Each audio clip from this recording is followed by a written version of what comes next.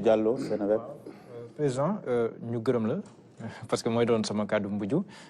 mais président bi nga jëlee ndogal ñu bëri ànduñu si ñi comprendre ñu xamuñu la moo xew sànq bi ngay tontu Soxna Mariama yaa ngi juñ ne que amaana bu ñu demoon élection si condition yooyu mën na am lu raw sax li ñu dundi mën na am mais président question bi ñuy posé mooy xam na ne président du defantu lépp lu mu def am na lu tax lan leen teg sa loxo président pour nga mën na jàpp ne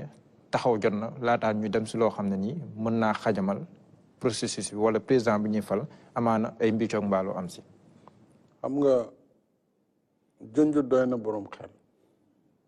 te wax nga ko président du defantu dem ba élection jub nga ne kat d'abord comme assemblée nationale jël na dogal boo xam ne si sañ-sañam la ne man kat damay def loi pour dàq élection bi. kooku décret moo nekk ci kaw décret donc te bañ may bind déjà commencé nañ seen commission bureau bi daje na ba pare woote nañu commission de loi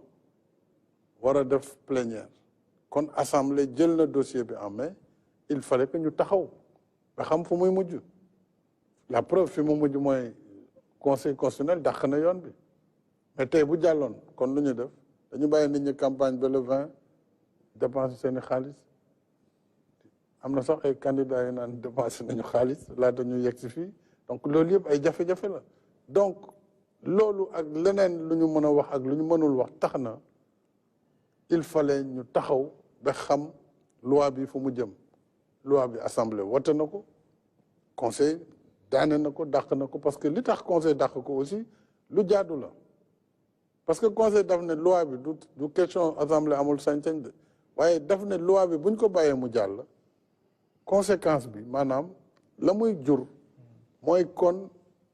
président bi fi nekk mandaam di jeex le 2 amaan na bu toogee nag parce que buñ demoon dem ba décembre bu fi président nekkul kon benn problème amul ci loi bi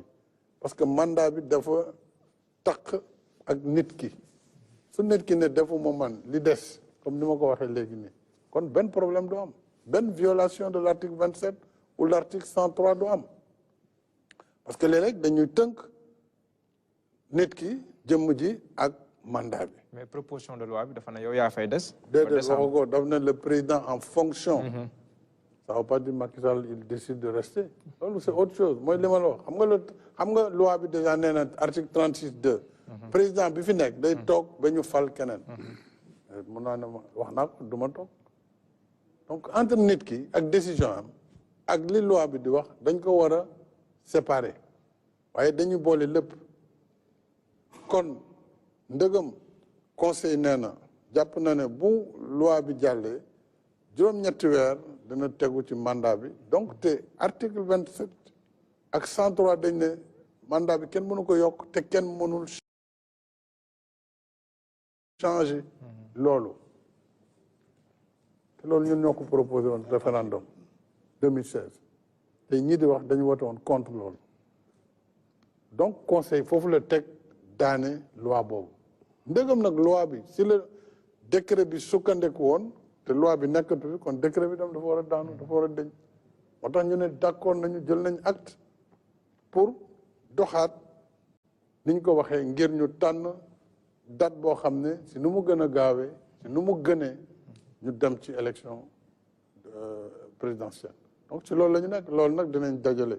ñu war a toog waxtaanee ko suñ ko waxtaanee su ñëpp jiitalee réew mi war nañ mën am juboo si date boo xam ne du sore te ñëpp dinañ ci mën a ànd su ko defee réew mi nekkaat si jàmm lii rek la. Alassane président ci waxtaan bi ci baisse tension bi ci réconciliation nationale bi nga wax ci Sénégal yi bokk jàmm am ci réew mi est-ce que ci biir waxtaan bi Ousmane Sonko bi xam nga tey si kaso bi moom ak Diomaye Faye ak ñeneen ñu bëri yaakaar nga ne waxtaan bi mun na tax ñu génn kaso bi toog waxtaan ak réew mi ñu waxtaanee réew mi. bu baax dama ne il faut que réew mi dal il faut que réew mi waxtaan dem ci élection ak jàmm ak salaam réew dina toll foo xam ne dana jéggale dana jubale dana def kem kattanam ba ñi féewaloo woon sax ñu jëm leen teg ci yoon loolu lañ tuddee le pardon la réconciliation Sénégal ay at a ngi ci ginnaaw bi procès président Mamadou Dia amee ci ay at topp na ci def nañ fi loi d'amnistie effacé lépp MFDC président Abdou Diouf toog nañ jamono malgré la xew dañu ne nañu fàtte ngir ñun ñëpp ñu nekkaat benn liggéey ngir jàmm dellu si Casamance maître Sey rahmatullah ali bañ ko boomee ci wàllu élection la woon ci atum bu ma fàttewul 1993 dañ ko reyoon waaw dañ ko boomoon ginnaaw gi nañu tuumaaloon ba tëj leen